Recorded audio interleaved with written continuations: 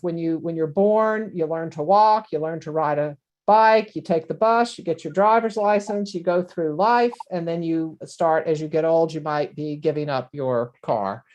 And so your capacity in the urban and rural environment has a lot to do with the physical design of the environment. And that's where smart growth is an effort to make our physical environments more supportive across the entire lifespan. But where you can't get all the way there just with physical design and planning, you also need to think about service provision as making up for the deficits in physical design. And so age-friendly planning encompasses both the physical design and service delivery. Next. So the survey that we did with the International City County Management Association went to all cities and counties in the United States. And we did it back in 2013 and again in 2019. And on the survey, we asked about the built environment and about zoning policies. And we looked particularly at the street level, the neighborhood level, and then with respect to housing. On planning, we ask if comprehensive plans address the needs of children and seniors. The same for economic development plans, transportation plans, and emergency plans. Then we asked about 29 different services. Are they available in your community? And do you have cross-agency partnerships to encourage service delivery for all ages? We asked about the structure of the community's governing board and the level of engagement of families with children, youth, and seniors in the planning process. Then we had questions about barriers, motivators, and attitudes. And I'm going to give you just a quick summary of some of the survey results now. So with respect to the built environment, at the street level, we were looking at sidewalk systems, connecting residents and services, bike lanes, and complete streets. And we invited communities to tell us whether they had these features at a low level, less than 25% of their community, a medium level, 25 to 75%, and a high level, greater than 75%. And you'll see that in most of the communities across the US, they mostly have these age-friendly street features at a very low level. For the neighborhood level, we looked at neighborhood schools, parks and playgrounds within a half mile of every resident, public gathering spaces, a mix of retail services and housing, and fresh food markets. And you'll see that most of the respondents said they had these at a medium level, like about half of their community was coverage. But what we saw is a decline in those reporting medium level between 2013 and 2019, and an increase of those reporting at the low level. So this suggests we're not making progress. We might actually be going backwards. Next slide. With respect to zoning, we asked, well, this is for your future. Are you mandating a sidewalk system? Do you have pedestrian-friendly guidelines? Are you requiring street connections between adjacent developments and complete streets? And here again, we see that while most communities were in the medium category back in 2013, in 2019, there's been a drop, and more communities are reporting that less than 25% of their community is covered by these kinds of zoning regulations. At the neighborhood level, we ask questions around density bonuses, allowing childcare centers or childcare businesses by right, promoting parks or recreation in all neighborhoods, allowing mixed use. And here you'll see that most communities are at the medium level, and there's basically been no change. So zoning is kind of stalled. Next. So plans. Does your plan address the need of families with children? You see about half of the communities that have plans address the needs of families with children in those plans. And for seniors, it's slightly better. It's over half. But transportation plans are the best in that they're most likely to address the needs of seniors. And economic development plans are the worst. They're least likely to be paying attention to the needs of families with children or seniors. So for us as planners, it seems like even though only half the communities have a transportation plan, if your community has a transportation plan, you're more likely to be thinking about the needs of children and seniors. And I think this is in part because transportation has had a paradigm shift from a commuting perspective to a mobilities perspective. In comprehensive planning, maybe we still need that paradigm shift, or in emergency planning, And in economic development planning, there's a lot of work that needs to happen for us as economic development planners, which is really where I sit, to think more carefully about how we address the needs of families with children and seniors. Next. So on the barriers, it's no surprise, most communities said lack of funding and segregated funding streams, segregated by age.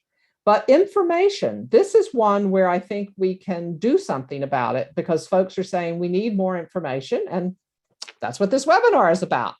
What's interesting to me is the idea that liability or regulations to protect children or frail elders or opposition, those are actually not big barriers to intergenerational programming. When you talk to people, they'll often say they are, but in reality, that's not what seems to be the problem. Next. So what leads to change? We've done a lot of research, Dr. Jong and I, and what we discover when we run regression models is what you already know as practicing planners, that transformational leadership matters, having planners that are thinking about these issues, and you need engagement of those populations that are most affected. So this would be the seniors, this would be the families with children. And when you have that engagement, you're more likely to have community plans that speak to the needs of aging and children.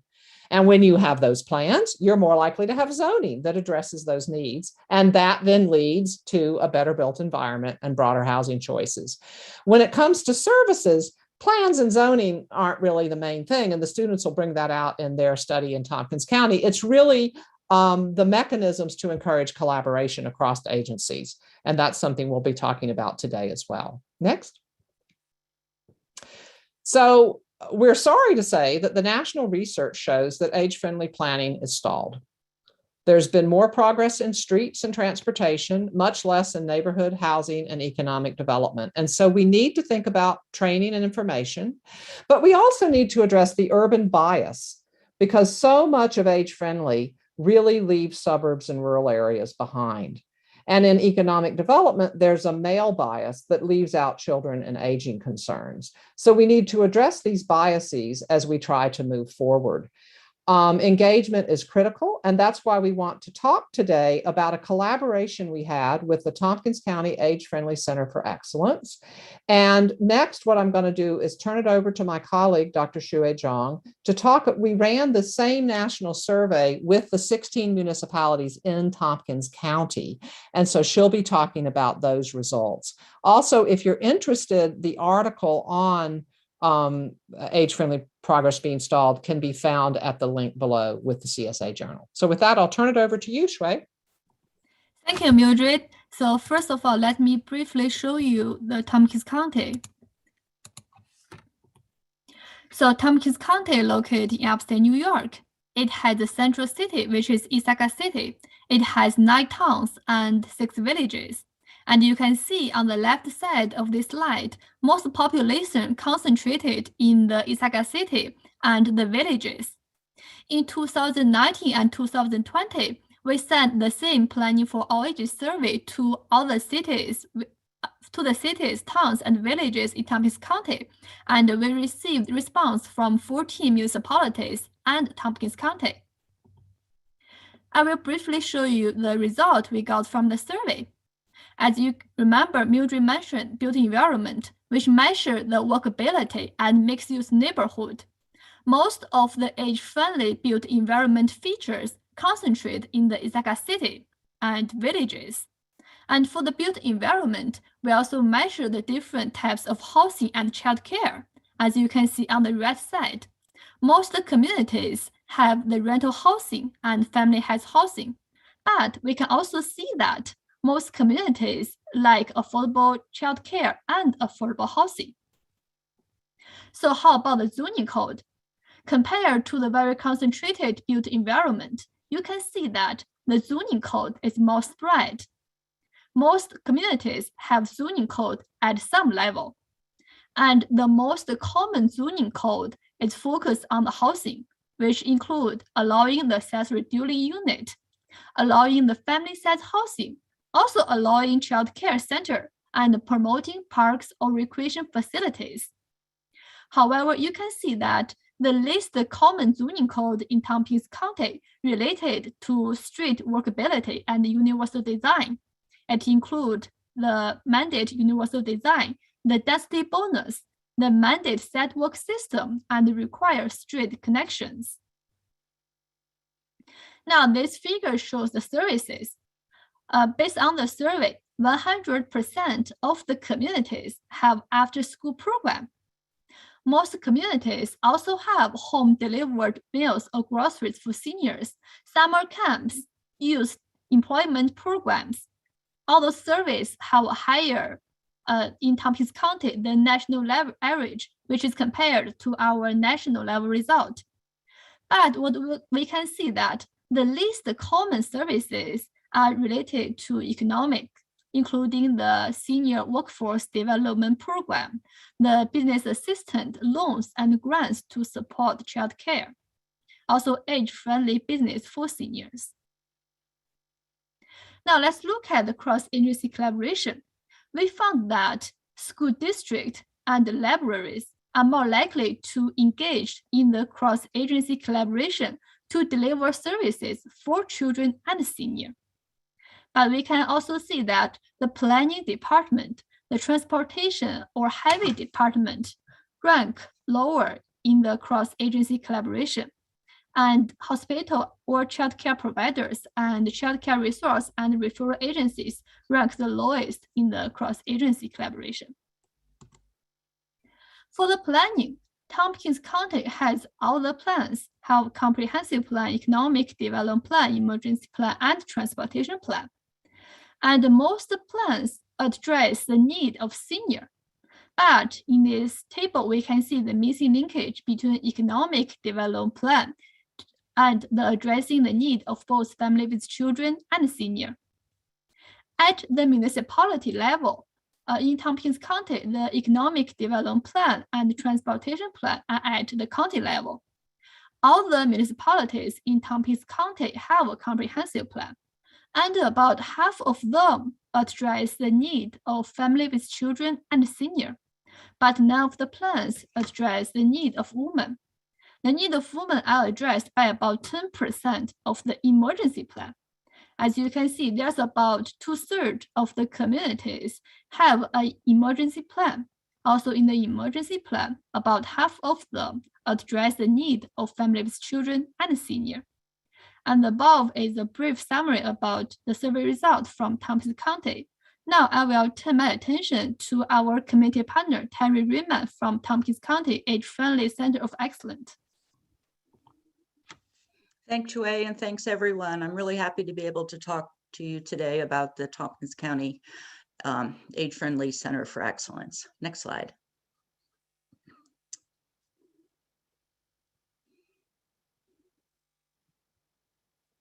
So Tompkins County joined the Age-Friendly Network of Communities in 2015. It was a natural alignment with all of the work that the Office for the Aging was doing in terms of strategic planning. We held numerous consensus conferences on a variety of topics related to housing and transportation, healthcare, and we found it really aligned nicely with the World Health Organization's domains. The age-friendly process is a 5-year continuous improvement process. As you can see, it requires community stakeholder engagement, developing an action plan, monitoring progress, and then evaluating that progress, and then starting all over again. So next slide. There are 8 recommended domains for the age-friendly network. As you can see, they are a combination of land use, services, and community. Communities can choose to do all 8 of these. They can choose fewer, and they can also add domains. Next slide.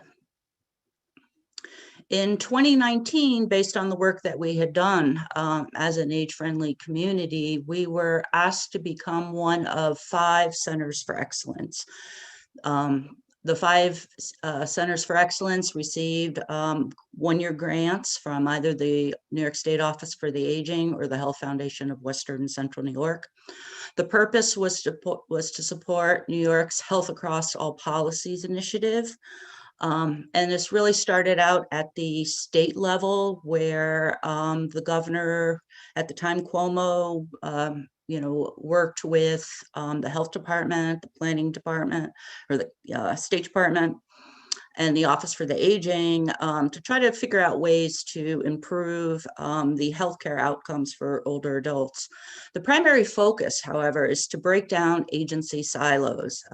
We all sort of operate in our own worlds. And so they started at the state level, and then they asked us to try to do our best to work with other agencies at the county level. The focus, we were supposed to be really looking at how to bring together age-friendly, smart growth and the New York State prevention agenda principles. Next slide. As you can see from this slide, all of the shaded counties are in some process of obtaining age-friendly designation. I guess the pink colored ones are the Centers for Excellence: Nassau, Rockland, Erie, Oneida, and Tompkins. Next slide.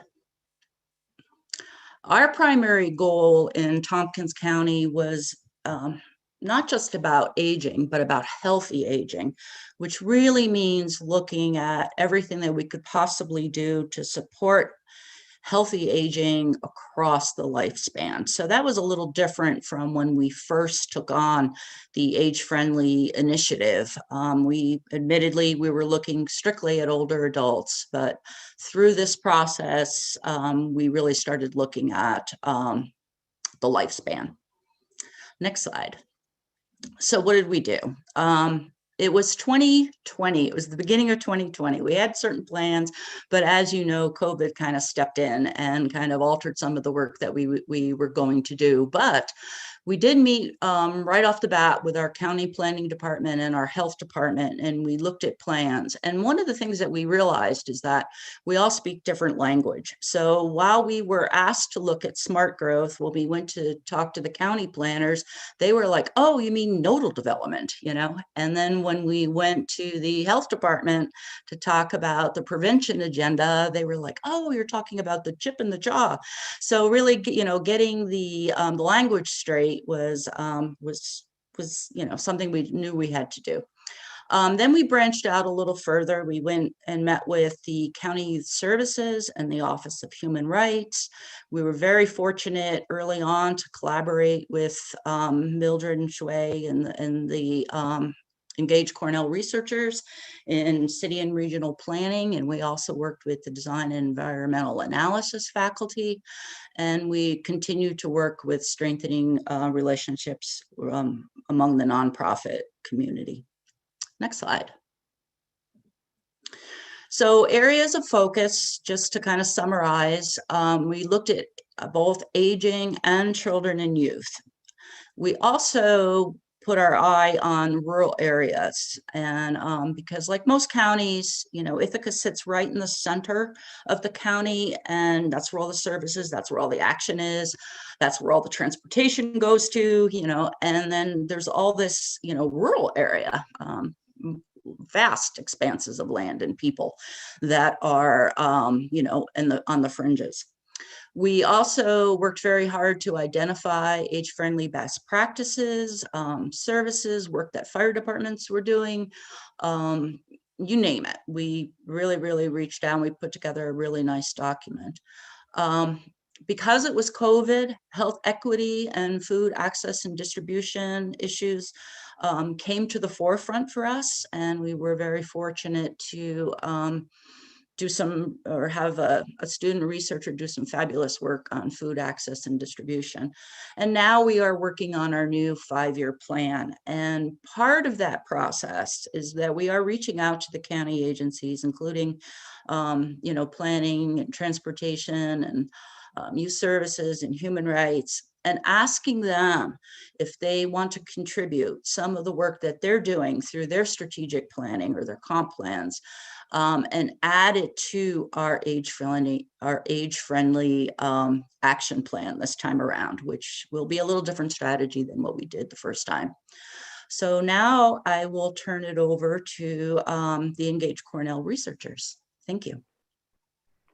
Thank you, Terry. And good afternoon, everyone. My name is Grace McCartney. I am a senior at Cornell in the Urban and Regional Studies Department.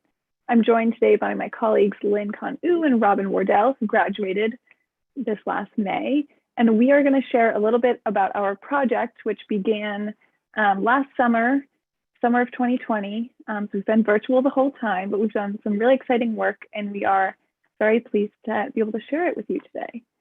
All right, so I'm going to start by talking a bit about our process and framework for the work we've been doing, and then Lynn and Robin are going to jump into the themes that we've pulled out and some recommendations that we formed. All right, next slide, please. Okay, so the essence of our work has really been gathering information about assets that exist in different communities in Tompkins County. So we want to know about age-friendly services, programs, and infrastructure, and figure out where age-friendly infrastructure is already existing and how it can be strengthened. So in order to do the sort of assessment of the county, we used 3 different types of information. We first reviewed all of the comprehensive plans that have been put out by each town, the county, and if villages had them, we reviewed those as well. And then we also looked at the survey data that Dr. Warner and Dr. Zhang gathered. And since they already talked a bit about that, I'm just going to reiterate only the fact that 14 municipalities in Tompkins County responded. And so we tried to use that to get a sort of local slice of age-friendly realities in the county. And then our third type of data that we collected was conducting interviews with community members in each municipality. And so these 3 components offer what we hope is a sort of well-rounded sense of reality of age-friendly practices in each community. So we gathered all of this data and then we put it through our framework that we developed. And I'll talk a bit about how we developed that because we did sort of design it just for this project. Alrighty, so we developed the framework by comparing key areas of interest from just different organizations. So we drew on UNICEF because of their mission towards protecting children. We incorporated the WHO because of their efforts towards considering all stages of life. We used AARP's domains because of their national advocacy for seniors. And we also used the Tompkins County Age Friendly Center domains because those were localized and we wanted to make sure we were keeping sort of a broader scope, but not losing our sense of place here in Tompkins County.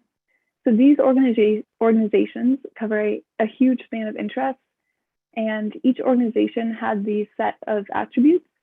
And once we got them all together, we realized that it was kind of too many items to go through one by one.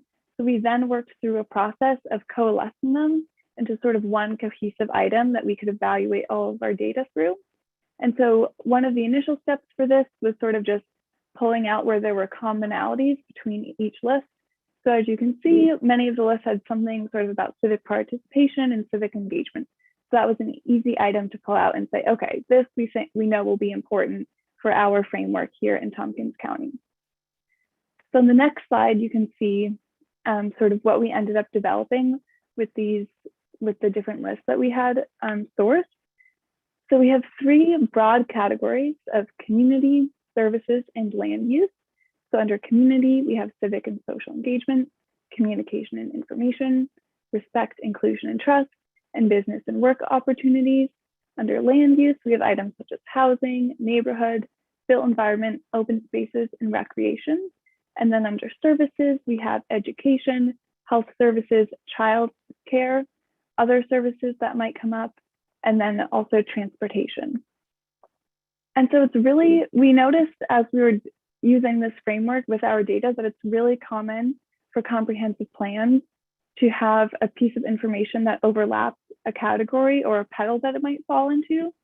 So for example, transportation is something that is inherently both a service and a land use issue. And so we sort of accepted and normalized this sort of overlap between petals because we wanted to sort of accept that is the reality of many of these things, but we also wanted to carry on with a sort of structured way to attempt to conceptualize things.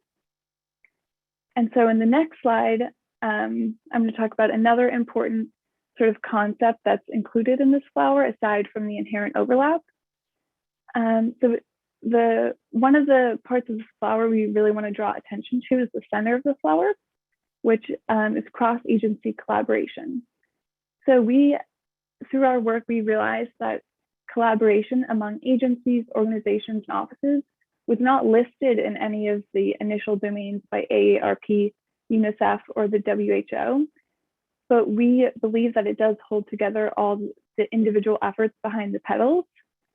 So for example, in order for built environment and childcare petals to have the most impact, you need that cross-agency collaboration at the center to really emphasize the work going into each petal and making sure that they stay collected and stay together and are sort of pushing this main goal. So framing these planning elements as a flower allowed us to really focus on that central part and also incorporate the inherent overlap of topics. And so keeping this framework in mind, I'm going to share a bit about our process of collecting information here in Tompkins County. So as I mentioned, we reviewed every municipal plan, including the county, all the towns, and the villages. And so we read through the plans and sort of pulled out any information that seemed pertinent to the flower that we had developed. And so after reading through all of the comprehensive plans, we then went on to conduct interviews with community members in each town. And so Terry put us in touch with folks who we interviewed. And part of the interview process was we would send over a little summary of what we had found from their town's community comprehensive plan. And we found that most folks were unfamiliar with the comprehensive plan. And so that sort of made us realize that we needed to draw this bridge between what's going on in the comprehensive plan and what the reality of the community was. And so we began by discussing if they didn't know anything about the comprehensive plan. And then we sort of also allowed whatever expertise or particular organization they were involved in. We tried to get as much information out of them about things that they were most intimately familiar with, while also sort of structuring the interview around services, community, and land use. And so we let our interviews focus sort of on whatever seemed most relevant at that time. And so the comprehensive plan reviews in combination with interviews allowed us to pull out some themes and recommendations, which Lynn and Robin are going to elaborate on. Thank you, Grace. So I'm Lynn, and I will be talking, and me and Robin will talk a bit about the analysis and findings that we found from this, as well as highlight some of the challenges that we were trying to understand and find solutions for in the process of this. So the four broad areas that we were kind of looking at are urban and rural land use, looking at the differences between the center of the county and the periphery of the county, as well as the difference that has on the access to services, as well as the importance that has. We also looked at the importance of volunteerism and the impact that has on community engagement. And lastly, we are also looking a lot at the cross-agency collaboration and trying to see precisely how that's working. So next slide. So in terms of urban-rural land use, one of the first things that we were looking to, the challenge that we were looking at was what a rural age-friendly community looks like. We've seen that a lot of rural places want to preserve their rural character, and this is usually reflected in their plan in terms of preserving the agricultural nature or the lifestyle of the area. So what we discovered is that rural places really need services and broad community cohesion to create age-friendly living spaces. And one of the problems that this creates is that a lot of models and for age-friendly exist talking about dense places or more urbanized areas. So when services and broad community cohesion are important in these areas, what I mean is that we can still apply some of the lessons that we know and best practices that we have about increased density and accessibility in urban areas and apply them to rural areas, but they are mostly found in rural communities in the form of hamlets, where there is a bit more density, or in villages in some cases, where you have more housing density to create opportunities and build in these age-friendly attributes and services, integrate them into the physical planning. So, and this is really important in rural areas because services in place are more linked than they are in urban areas because of the transportation issues that tend to arise when people are really spread out apart, especially as people get older or if people have young children. Not everybody is able to go to very far distances. And so these hamlets kind of serve as this little age-friendly center. And I'll talk a little bit more about that. But on the next slide, what we see what we were also looking at is what Tompkins County, Tompkins County Planning Office is encouraging in terms of smart growth or nodal development or development focus areas. So these little nodes around the county are those hamlets or those little areas of more increased density that can provide those services to people in rural areas. So we see that these places are generally set up to try to encourage walkable neighborhoods and create a strong sense of place. They're compact, mixed-use communities. They include places to live and work and learn and play and shop, but they also allow a lot of people of all ages to access services and serve as an economic and social center so that for the residents in that area as well as the area nearby. In this map, what we see is this color scale from orange to blue, where blue are more established areas that are truly age-friendly centers with lots of services that draw people in from the rural areas nearby, while the orange ones are usually smaller hamlets that are trying to develop into these kind of areas, or at least the county is trying to encourage them to develop into these areas. And on the next slide, we see that some part of how this is achieved is through land use regulations. So as Shreya talked about in the surveys, we see that a lot of municipalities in Tompkins County allow mixed-use zoning or family-size zoning, multifamily zoning, accessory dwelling units, and childcare centers in some part of the town. And these places allow them to encourage age-friendly building environments, built environments in certain parts of the town. But what we see if we look at the zoning of each of these places is that a lot of them focus them in those hamlets or villages. So on the right, we have a map of the village of Groton, which is the center for the town of Groton. And the village of Groton has a lot of the zoning elements, but the rest of the town does not.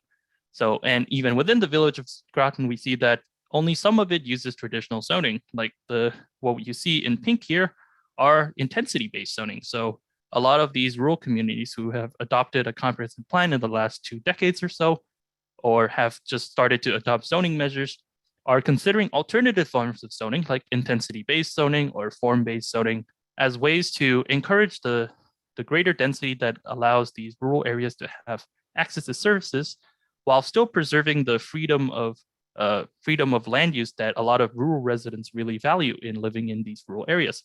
So these are new zoning techniques that are being considered by several different municipalities as ways to allow more and more of these age-friendly components in rural communities without sacrificing the rural character of the place. So on the next slide, what the other component of this is that land use regulations and zonings don't achieve everything that we want about rural age-friendly. Because while nodal development is a strategy to encourage aging in place and while preserving rural characters, we also see that we also see that a lot of the reason that this is important is because they integrate services into the land use. These hamlets and villages are urbanized locations, and they integrate land use not because they're intentionally trying to attract more people to these areas. They're not necessarily trying to bring more people out into the rural areas to build up these communities into towns and villages. Instead, they're really just consolidating a lot of services into certain areas so that because these denser areas are really the only place where you can actually integrate services into a walkable area while preserving that rural characteristic. And this is particularly important for people who want to age in place. And some rural areas or some less rural areas are able to encourage aging in place because they have a strong transportation network. For example, some of the areas to the north of the city have a very strong transit network, but some areas further out from the city don't have as much of a good transit network. This means that a lot of older adults and young children who can't drive or who are not as able to drive for long distances are more confined to a more walkable area. And in a rural community, hamlets and villages serve to give services and communities to these people. On the next slide, so basically from all of this, we have made some recommendations that we'll go through as we go through these slides. And the one that comes up for land use is that while nodal development is very helpful in trying to encourage rural development, while still creating age-friendly communities, it's not complete. It requires incorporating services into community and land use. So nodal development and smart growth needs to be augmented by trying to consider services. One easy way to do that is to kind of create training and opportunities for cross-community learning on age-friendly practices for planning board members. And with that, I'm going to let Robin talk a bit about access to services. Thanks, Lynn. So yeah, that's a great segue into our next big theme that came up in our research, which is the importance of access to services in age-friendly planning practices. And when we are using the term services, what we're referring to is things like health services, childcare, information services, and transportation, things like that. So we found that services are really the connective tissue of communities, and this is especially true in rural areas. As Lynn just discussed, land use planning and design are really important tools in the rural age-friendly planning toolbox, but the physical realities of living in a place with a more dispersed population means that there are different rules that apply, and that robust services have a really outsized importance in these places. And that outsized importance in rural areas is really reinforced by the fact that access to one service can have a domino effect onto others. So for example, if you live in a rural community and you have spotty cell service, you don't have access to internet, it might be difficult to access information about, say, the bus schedule. And maybe you need to take the bus in order to get into town, in order to get to your doctor's appointment on time. So there's this chain reaction where a lack of one kind of service might mean that you have trouble accessing another. So information services is connected to transportation, is connected to health services, is connected to our access to childcare and education, all of the things that fall under that umbrella.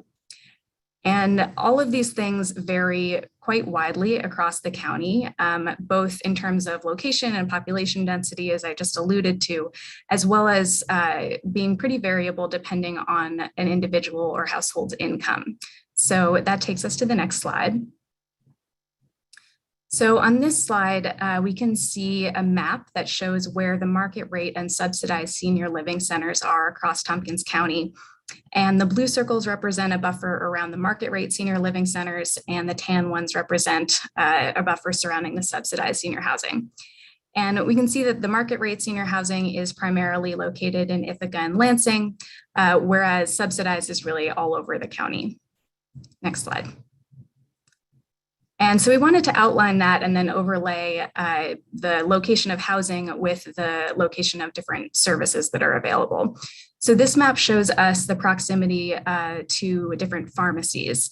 And we can see that they're, again, mostly concentrated in Ithaca, Lansing, Dryden, and Trumansburg.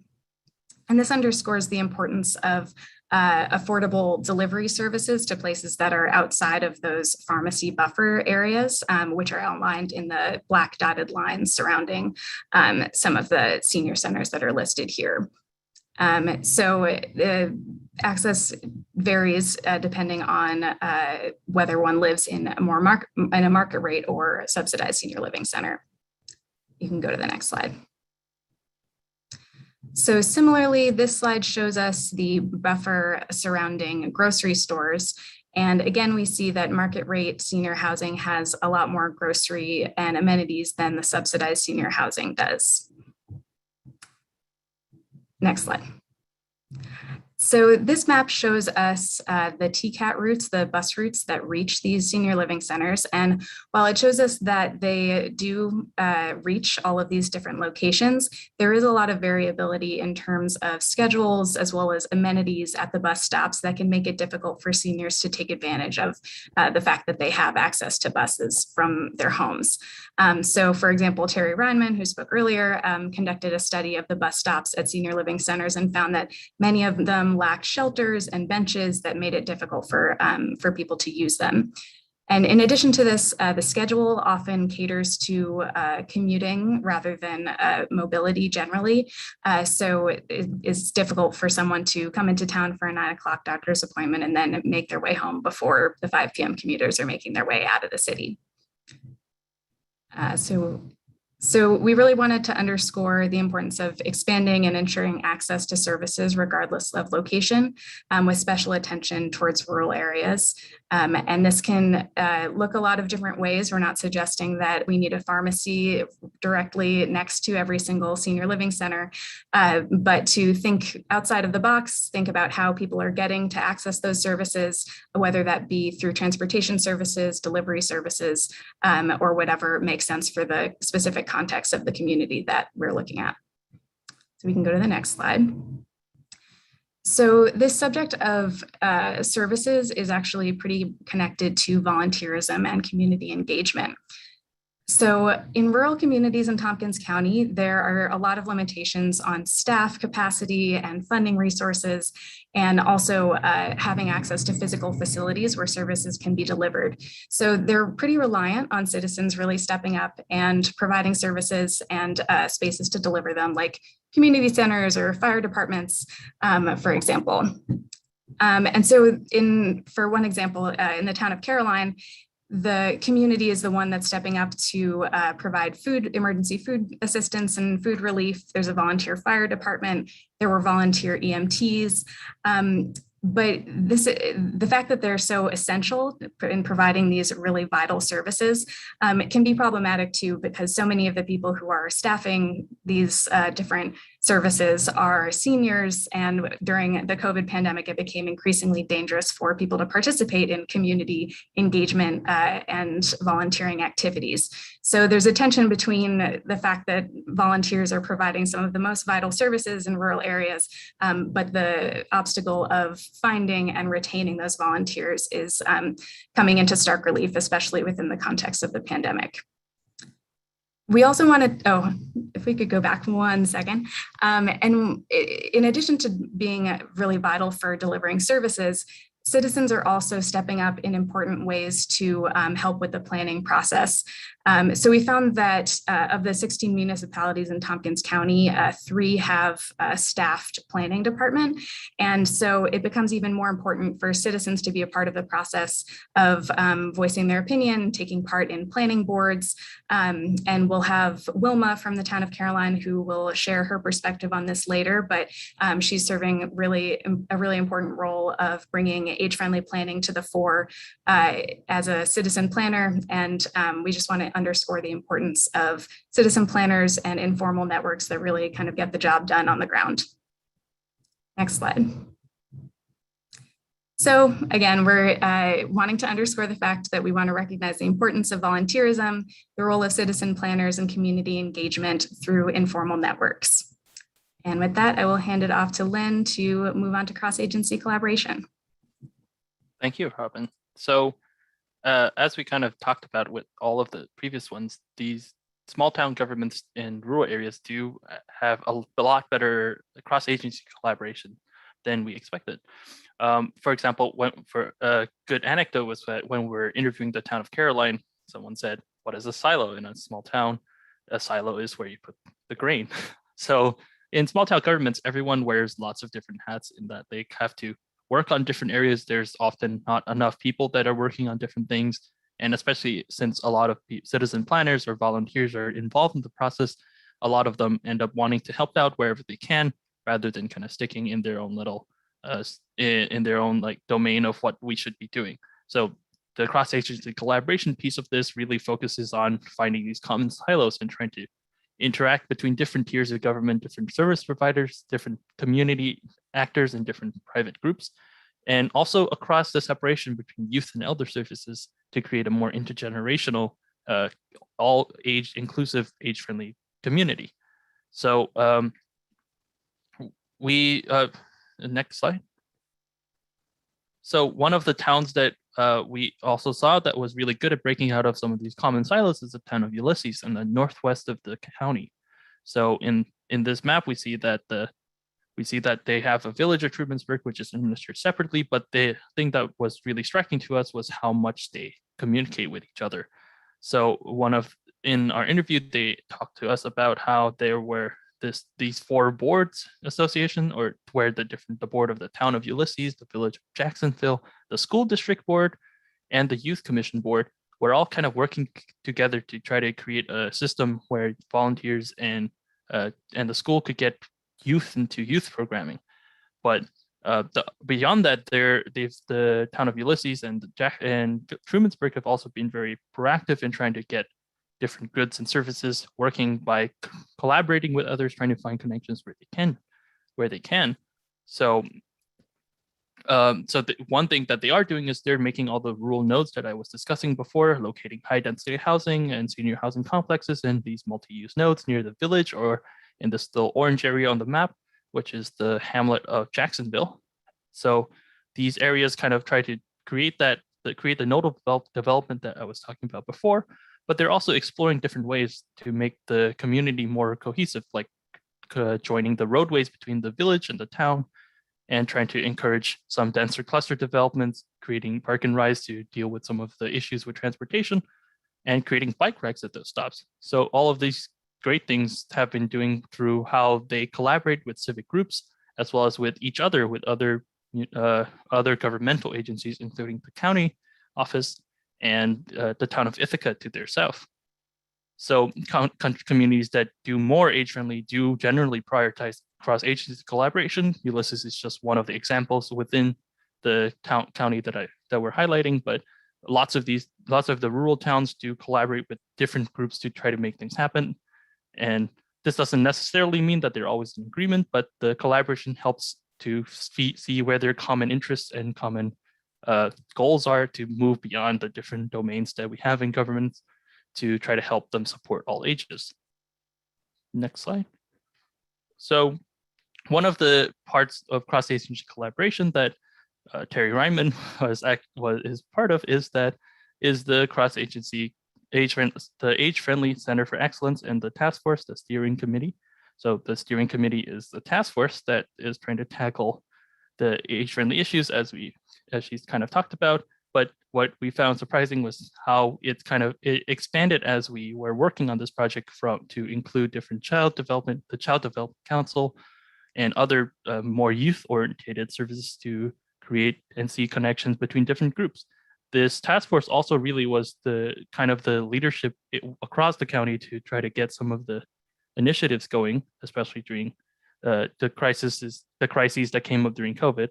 And so lots of different institutions like the Office for Aging from Planning, or different youth service organizations, community members, universities like Cornell and Ithaca College, or all kind of involved in some way or another, trying to look at different ways and communicate, most importantly, communicate different information, what was going on and what common goals were. So because of this, our next slide, we want to recommend that communities build and maintain a task force to sustain momentum and collaboration, because what we saw was that this momentum of trying to create some change, or trying to get information out, trying to bring people in who might be interested, create this momentum, which would help to create age-friendly practices across various different service providers, planners, and municipalities.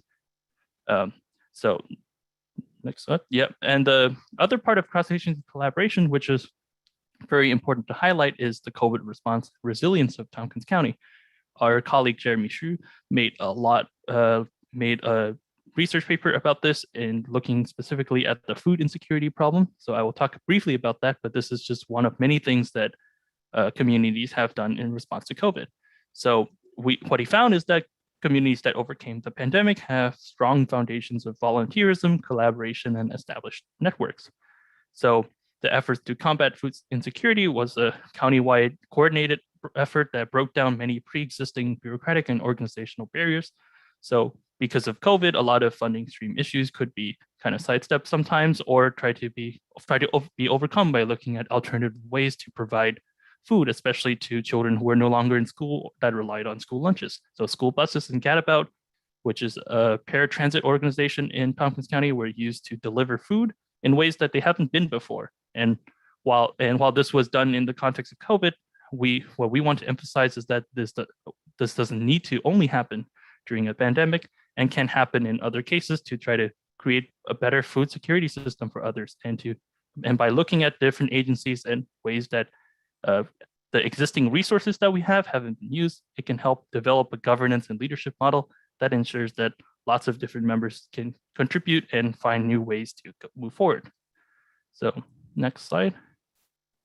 So so our last recommendation is that communities build on the success that emerged from the county's COVID response.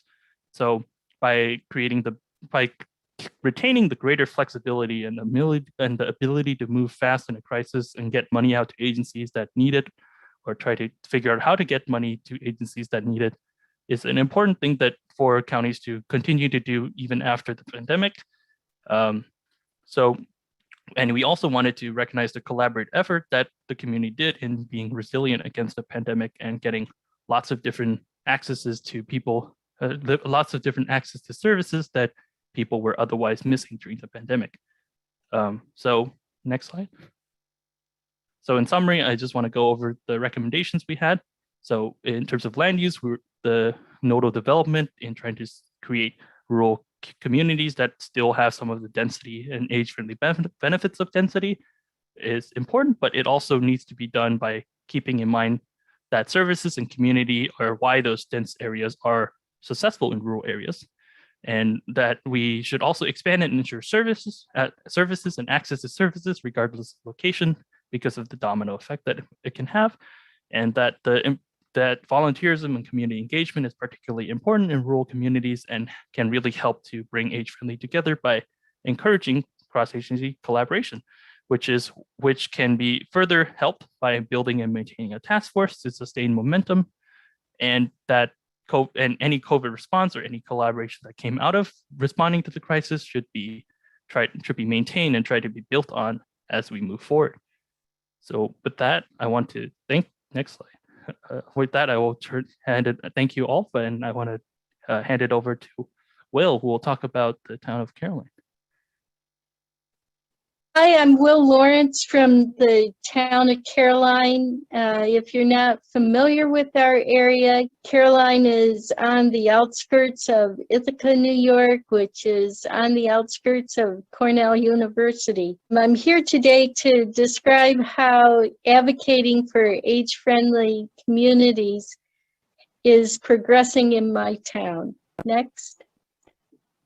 So I've been volunteering for a few years now. I started out volunteering with food insecurity organizations, projects, and then started volunteering with senior-related efforts, including being on the advisory board for the local county office for the aging.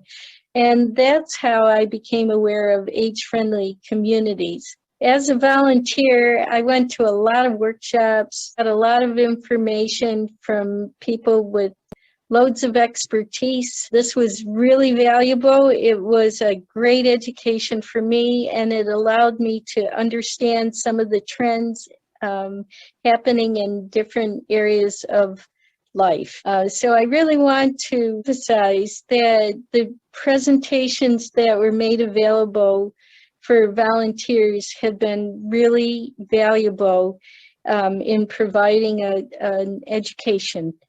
So my advocacy efforts started with a picnic for seniors. Our town supervisor was at the picnic, and I asked him if I could be on the monthly agenda for the town board. So every month I would show up and give my 5-minute bill on what was happening for seniors and age-friendly concepts, things like that. Next. So I went to a lot of town board meetings, and eventually our planning board was revising our town's comprehensive plan. So I started going to the planning board meetings and giving the same sorts of updates about age-friendly concepts to the planning board members. They added a livability section to the comprehensive plan and actually put in an action item on age-friendly communities. So these conversations about trends came in really handy when it was time to make the comprehensive plan. Next. And this is the action item, create residential development guidelines that include neighborhood preparedness, resilience, and age-friendly community design principles. About this time, the age-friendly community ideas were shifting a bit. They were shifting more toward across the ages, for all ages type of consideration. So instead of thinking in terms of age-friendly communities being accommodations for seniors, it was accommodations for people across their whole lifespan for all ages. So what's good for seniors is good for everyone. Next. The next thing that happened was our town created a zoning commission. I'm now on that commission, and we're putting together our first zoning law draft. And in our statement of purpose for that law, we have included encourage development that is livable for people of all ages.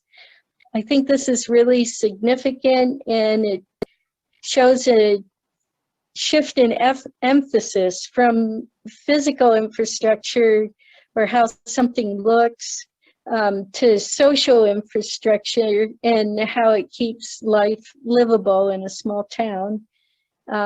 It also is a chance to discuss things like universal design, making houses livable no matter what age you are, or considering making it a right for residents, for owners of residences to be able to build an in-law apartment or a structure that supports taking care of aging parents, or even allowing people the right to have a daycare in their residence.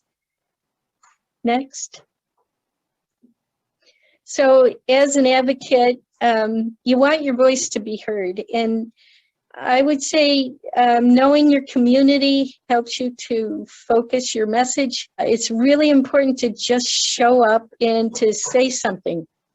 It also helps to know your government. Every town has their own laws, their own culture behind the laws and the decisions that are made. So again, knowing your local government officials helps you to focus your message. And most of all, I would like to urge you, especially those of you who are professional planners, to extend your reach, to reach out to people you wouldn't ordinarily talk to reach out beyond the people that show up in your doorstep to offer their opinion, to people who are a little reluctant to speak up. They often are experts in local history, local culture, and sometimes they have ingenious ideas even. So that's my story about advocating in my town. Next. This is a brief description of the project we hope to go with first after the COVID restrictions are no longer needed. It's about emergency preparedness neighborhood groups. Included here if anyone wants to come back and get more details. Next.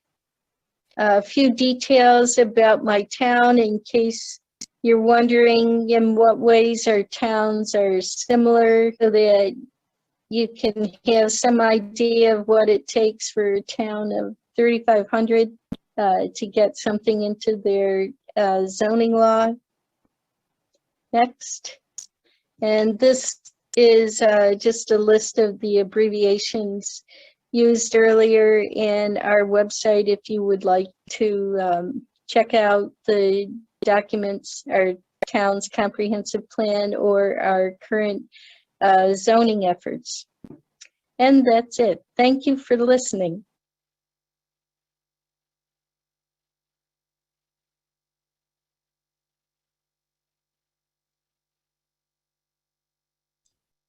Thank you very much to all of our presenters today. We are running a little late, but there are some really great questions in here that I would like to give to our panelists to answer. So one of them was just asking if any of this information would be available so they don't have to go back through the webinar, like the PowerPoint. So that will be up to the presenters if they would like to share that in this chat, or I'm sure you can contact any one of the presenters that were on this session today for further information. And then one of the other questions that we have is from Matilda Larson. She says, what are some examples of age-friendly issues that are incorporated in an economic development plan? So one of the issues on that is the issue of addressing childcare. Childcare is an underdeveloped economic sector. And 15 years ago, when we did a survey around New York State, most economic developers were not addressing childcare and did not think it was inside their purview. That has really changed, and there's an incredible role that economic developers can play in supporting the childcare sector. Similarly, with age-friendly businesses, you'll notice that the point we made about the need for delivery services, this is an area where the economic development side of the community could be reaching out to pharmacies and grocery stores to figure out how we design better delivery services, because COVID has made it so clear that that is needed. This doesn't need to be a social service function. This can be a market function, and economic development has a role to play. And so it's moving the economic development agenda from just job creation and industrial recruitment to really thinking about the full array of services that you need in your community and the role that the private sector can play in helping to meet those. And I want to put a question out to the panelists, because I know a lot of information was thrown out in terms of age-friendly planning. I know a lot of communities haven't even thought about how to initiate any of this. What would you suggest is the foundation or the first thing that they should be thinking about if a municipality is thinking about initiating age-friendly initiatives into their city or county? Terry, why don't you take that? Yeah, one? I guess I would start, just go to the AARP website. There's so much information available there. So you could kind of just, mull around in there and see what's going on. Certainly talk to your Office for the Aging, because that's probably on their radar. And then I would also, encourage outreach to your planning department as well. Wonderful.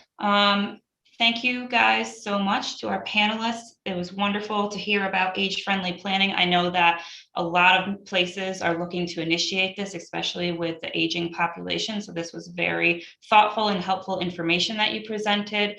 I would like, again, to thank all of our attendees that came on, and then talk about, again, thanking everyone for attending this session for the 2021 Joint Planning Conference of the New York Upstate Chapter of the American Planning Association and the New York Planning Federation. I would like to point out that our next conference session is the land use case law updates, which will be this Friday, October 8th at 12 p.m. And that session is being sponsored by Whiteman, Osterman, and Hanna for a law and ethics track. I hope everyone enjoys the rest of the conference, and please feel free to reach out to any of the presenters here if you have further questions or information after this session. So thank you guys all very much.